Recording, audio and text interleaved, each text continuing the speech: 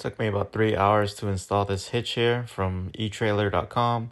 I paid a little under $400 for it, which is kind of expensive, but I'm very happy with it. eTrailer made an instructional video for installing it on a 2015 Honda Fit, but I couldn't find anything on YouTube for my 2019, so that's why I'm making this video. The instructions were easy to follow and accurate, and I was able to do it all by myself. I learned a few things along the way, and maybe it'll help you if you're thinking about buying this hitch as well.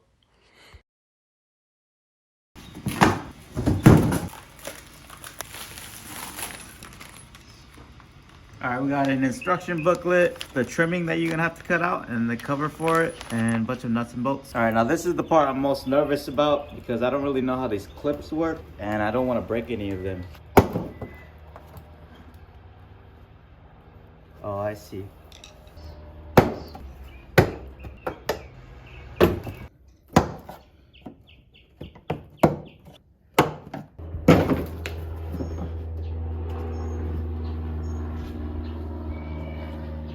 Since I didn't have an extra set of hands, I used my toolbox here to kind of hold the hitch in place.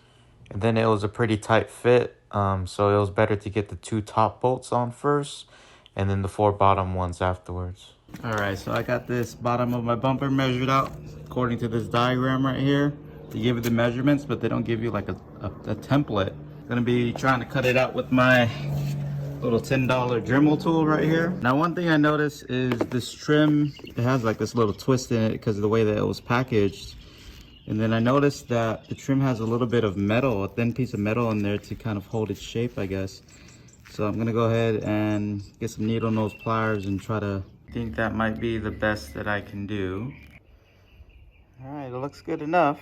When you go to put back this bumper, you do the reverse order. So you clip in over here first, push it in, snap it in.